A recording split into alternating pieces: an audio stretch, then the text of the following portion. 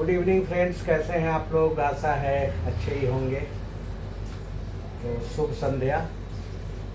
आज हम फिर आ गए हैं अपने वादे के अनुसार दूसरे दिन गारमेंट एक्सपोर्ट इंडस्ट्री से संबंधित कुछ बातें करने। तो बातें क्या, मैं पहले ही बता चुका हूं कि मैं बहुत ज़्यादा ज्ञान आपको नहीं दूंगा। मैं बताऊंगा सिर्फ बुलेट पॉइंट, क्योंकि जब तक स्टूडेंट या लर्नर अपने आप मेहनत नहीं करता है थोड़ी सी, तो आप बुलेट पॉइंट से मेहनत करके जब खुद से ढूंढ के लिखोगे, पढ़ोगे बार बार, तो वो आपके जेहन में बिल्कुल सेट हो जाएगा। तो मैं सिर्फ पथ बताने वाला हूँ, रास्ता दिखाऊंगा आपको, ज़्यादा डिटेलिंग नहीं करूँगा।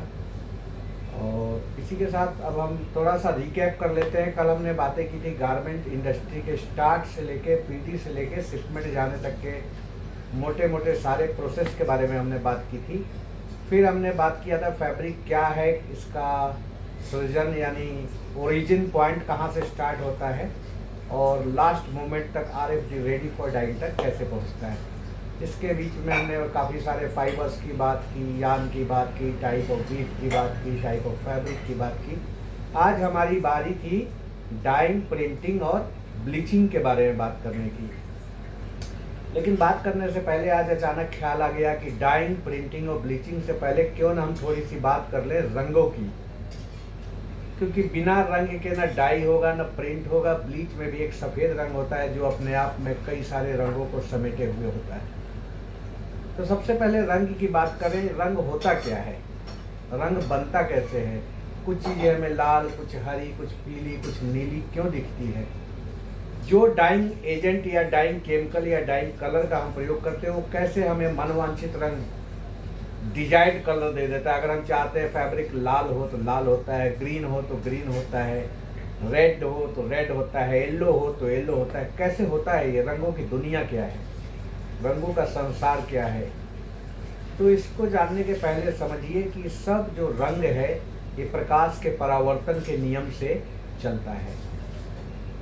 तो मान लो कोई चीज़ हमें ये लाल दिख रही है, ये सपोज ये लाल रंग का दिख रहा है, ये एक्वेरियम का ढक्कन हमें लाल दिख रहा है। इसका मतलब है कि इस पे जो रोशनी जा रही है, रोशनी के अंदर 7 विभिन्न प्रकार के रंग होते हैं, लेकिन इसके अंदर एक ऐसा गुण है कि ये बाकी सब कलर्स को अपने आप में ऑब्जर्व कर लेता है, सिर्फ रेड कलर को रिफ्लेक्ट कर रहा है जो हमें आंखों में लाल दिख रहा है।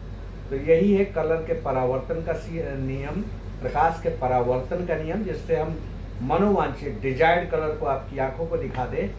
ऐसे जो टाइप होते हैं, जो संरचना होती है, जो बनावट होती है, जो बॉन्डिंग होती है, उसको क्रिएट करता है डाइज एंड केमिकल्स। तो आज मैंने थोड़ा सा रिसर्च भी किया था, क्योंकि मुझे बताना है तो जानकारी आप तक बिल्कुल सही जानी चाहिए। और ऐसा नहीं है कि मैं वक्ता की तरह बोलता रहूं और जानकारी कहीं अधूरी रहे। तो थोड़ी सी मेहनत मुझे भी करनी पड़ती है, और इस मेहनत को आप कितना लाइक करते हैं, कितना शेयर करते हैं, ये आपके ऊपर डिपेंड है। आप अपने जीवन में इसे कितना उतारते हैं, इससे कितना बेनिफिट लेते हैं, ये आपके लिए है। हमारे लिए तो सिर्फ ये हमारी हॉबी है, हमारा पैशन है कि हर अगले पीढ़ी को हम कुछ ना कुछ देते चलें। मेरा पैशन है, ये बचपन से मेरी आदत है कि विद्या एक ऐसा धन है जिसे जितना बांटोगे, ज्ञान ऐसी चीज़ है जिसे जितना बांटोगे वो उतना बढ़ता जाएगा और आपके जेहन में बिल्कुल सुरक्षित हो जाएगा। आपको याद करने की बार बार ज़रूरत नहीं होगी, जितनी बार आप बताओगे आपका रिपीट होता रहेगा। तो इसके पीछे हमने देखा कि रंग के पीछे वैज्ञानिक कारण तो हमने जो बता दिया वो बता दिया। सफ़ेद प्रकाश का रहस्य है कि कोई भी सफ़ेद प्रकाश जो होता है वो अपने आप में 7 रंग लपेटे हुए होता है। लाल, नारंगी, पीला, हरा, नीला, आसमानी और बैगनी, जिनको विभाजन के बाद हम इंद्रधनुष के रूप में देखते हैं। तो ये रंगों की दुनिया आप सबको पता होगी। अब हमारी आँखों की कोशिकाएं रंगों को पकड़ती कैसे हैं? हमारी आँखों में कौन कोशिकाएं होती है, कौन सेल्स होती है जो रंगों को समझ पाती है और पकड़ पाती है कि ये लाल है, ये पीला है, ये हरा है, ये नीला है। अब डाई करने की प्रक्रिया में क्या होता है? डाई वह रंग द्रव्य होता है जो वस्तु की सतह पर चिपकता है और उसे कोई रंग देता है। अगर हम उसे मान लो हरा रंग करना चाहते हैं तो वो डाई के जो कलर्स होते हैं, जो डाई के कलर्स होते हैं वो अलग अलग फाइबर के अणुओं के साथ मिलकर बॉन्ड बनाते हैं। उनके लिए केमिकल का प्रयोग किया जाता है, जैसे सोडा ऐश हो गया, हाइड्रोजन पेरोक्साइड हो गया, कॉमन साल्ट हो गया, एसिड हो गया। बहुत सारे कलर अलग अलग केमिकल्स के साथ एक अपना बंधन बनाते हैं कपड़े के रेशे के साथ।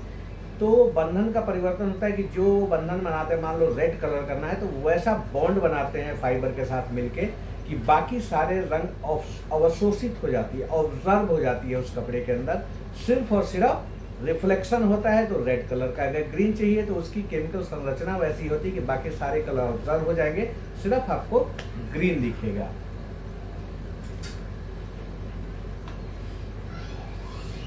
अब समझिए केमिकल का उपयोग क्या क्या होता है। मेन चीज, अब सोडा ऐश अगर है तो रिएक्टिव डाई में रंग को फाइबर से बांधने में मदद करता है। साल्ट है सोडियम क्लोराइड, डाई को फाइबर में खींचने में मदद करता है। एसिड है जैसे एसिटिक पीएच को नियंत्रित करने के लिए एसिड डाई में यूज किया जाता है। एसिड डाई का प्रयोग नायलॉन वगैरह कपड़े में होता है, नायलॉन नेट वगैरह कपड़े में होता है। फिक्सर या डाई फिक्सेटिव रंग को धुलाई में उतरने नहीं देता है, वो फिक्स कर देता है फाइबर के साथ, अच्छी बॉन्डिंग बना देता है कि काफ़ी धुलाई के बाद भी वो रंग बाहर न निकले। लेवलिंग एजेंट जो है, डिस्पर्सिंग एजेंट, रंग को समान रूप से फैलाता है। अब डाई काम कैसे करता है ये समझिए। डाई को पानी और केमिकल के साथ मिलाया जाता है, वस्त्र को उस घोल में डुबाया जाता है, डाई फाइबर से चिपक जाता है केमिकल बॉन्डिंग के जरिए, और हीटिंग या स्टीमिंग से रंग और मजबूत हो जाता है, कलर फास्टेस्ट स्ट्रॉन्ग हो जाती है। अंत में वॉश करके और फिक्सिंग करके उसके रंग को मजबूती प्रदान की जाती है, स्थायित्व दिया जाता है, स्टेबल किया जाता है। जब अब मान लो आपको हरा रंग डाई करना है, हम एक एग्जाम्पल बताते हैं।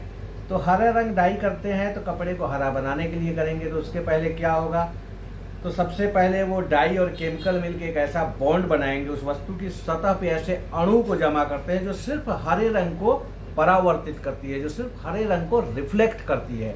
तो डाई का काम है वैसा अणु बनाना, और केमिकल्स का काम है उसको बॉन्ड बना के फिक्स कर देना रेशो के साथ। तो इस तरह से डाई काम करता है। अगर आपने एक हरा कपड़ा डाई किया, उस पर हरा डाई लगाया जिसमें ऐसे अणु है जो सूर्य के सफ़ेद प्रकाश में से हरा प्रकाश को रिफ्लेक्ट करते हैं, बाकी रंग जैसे लाल, नीला, पीला आदि को अवशोषित कर लेते हैं, ऑब्जर्व करते हैं, तो जो रिफ्लेक्ट करेगा यानी हरे रंग को तो हरा ही दिखाई देगा। केमिकल का रोल क्या होता है? केमिकल यह सुनिश्चित करते हैं कि जो डाई का काम है, वो जो डाई का गुण है, जो बॉन्डिंग बनाना है, उसको बहुत मजबूती के साथ फाइबर के साथ बॉन्ड बनाए ताकि कई वॉश के बाद भी वो निकल ना पाए। अब इसको वैज्ञानिक रूप से समझें कि डाई हरे रंग को परावर्तित करने वाला अणु प्रदान करता है। केमिकल इन अणुओं को वस्त्र पर स्थायी रूप से बांधता है। प्रकाश जब वस्त्र पर पड़ता है तो डाई लगे हिस्से सिर्फ हरा रंग वापस भेजते हैं, यही रंग हमारी आंखों तक पहुंचता है। तो ये पूरा का पूरा जो विज्ञान है रंग का है।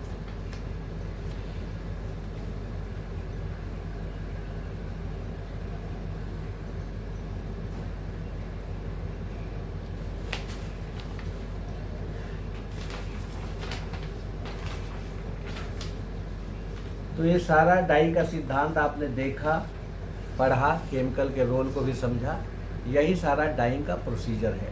तो अब आप समझ गए होंगे कि लाल रंग दिखाने के लिए हमें ऐसे कलर और केमिकल का उपयोग करना पड़ता है जो उस फैब्रिक में, उस फाइबर में एक ऐसी बॉन्डिंग की संरचना करते हैं जिसमें सिर्फ लाल रंग रिफ्लेक्ट हो, बाकी सारे रंग ऑब्जर्व हो जाए। तो जो कलर रिफ्लेक्ट होगा वही आपको दिखेगा, जो ऑब्जर्व हो जाएगा वो नहीं दिखेगा। टोटल कुल मिला के रंगों को बनाने की प्रक्रिया रही है, डाइंग की प्रक्रिया रही है, और आँख हमारे रंग को, किस रंग को कैसे देख पाते हैं, कौन सेल्स के माध्यम से, ये हमने समझा। अब रंगों के विज्ञान में एक और चीज़ आती है। रंगों का संबंध जेंडर से भी है, ये साइंटिफिकली प्रूवन है। बहुत सारे साइंटिफिक रिसर्च के बाद ये पता लगा कि मेल की रंग को समझने की प्रवृत्ति या क्षमता फीमेल मेंबर से बहुत कम होती है। इसलिए अक्सर आप देखे होंगे फीमेल की मार्केटिंग कैपेसिटी, मार्केटिंग की क्षमता बहुत अच्छी होती है, उनको रंगों का सिलेक्शन बहुत अच्छा होता है, डिज़ाइन का सिलेक्शन अच्छा होता है। तो इस मायने में फीमेल अव्वल दर्जे पे आती है। सेकेंडली एक और चीज़ है कि इसका रंगों की समझ या रंगों को की चाहत जो होती है वो सूर्य से भी कनेक्ट है, हमारे ग्रहों से भी कनेक्ट है।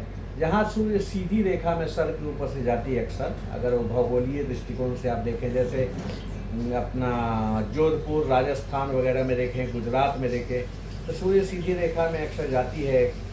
तो वैसे जगह के लोगों का रुझान बहुत सारे चटकीले रंग की ओर होता है। आप राजस्थान के लोगों की पगड़ी में देखेंगे, घाघरे में देखेंगे, तो मल्टीपल कलर्स आपको दिखेंगे।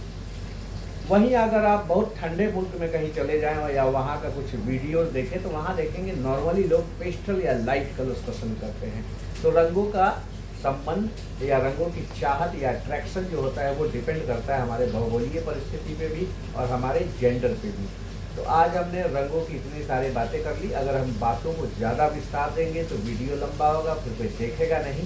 तो अब आज हम डाइंग वाले सेक्शन में छोड़ते हैं कि how many types of dyes, या डाइंग के कितने प्रकार होते हैं, वो कैसे किए जाते हैं, इसके बारे में हम कल फिर चर्चा करेंगे।